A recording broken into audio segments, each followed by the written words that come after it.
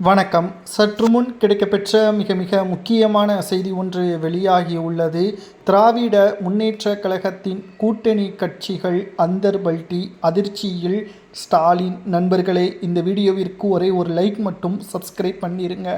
மே 4ஆம் தேதி 117 தொகுதிகளை வென்றாலும் கூட திமுகவால் ஆட்சியை அமைக்க முடியாது. கூட்டணி கட்சிகள் தற்பொழுது அந்தர்பல்டி அடித்துள்ளனர்.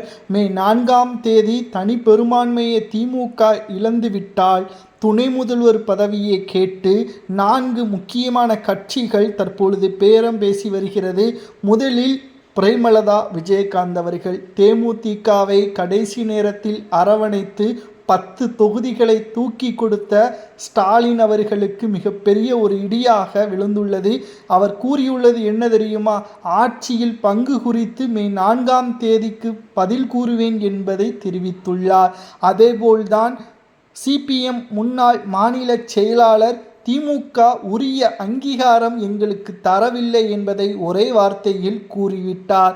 மேலும் தமிழக அரசியல் காங்கிரஸ் இனி ஒருபோதும் நடுநிலைமையாக இருக்காது என்று தமிழக காங்கிரஸ் தேர்தல் பொறுப்பாளர் கிரிஷ் சோடாங்கர் அவர்களும் தெரிவித்துள்ளார்.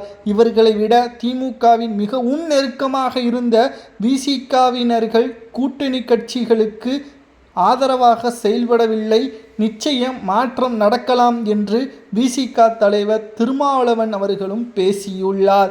இது ஸ்டாலின் அவர்களுக்கு கலக்கத்தை ஏற்படுத்தியுள்ளது.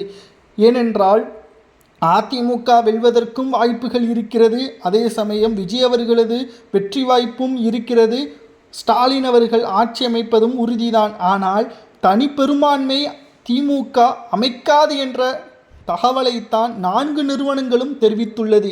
இங்கு துணை முதல்வர் பதவியை கேட்கக்கூடிய சூழல் இருப்பதால் ஸ்டாலின் அவர்கள் வரலாற்று சோதனையை சந்திக்கக்கூடிய நாள் மே 4ஆம் தேதி. இது ஒரு பக்கம் இருக்க, மறுபக்கம் திமுக முதலில் எதிர்க்கட்சி தான், ஆளும் கட்சியாக வருவதற்கு வாய்ப்பே இல்லை, அதிமுக தான் ஆட்சியை அமைக்கும் என்று ஒரு சிலரும் கூறி வருகிறார்கள்.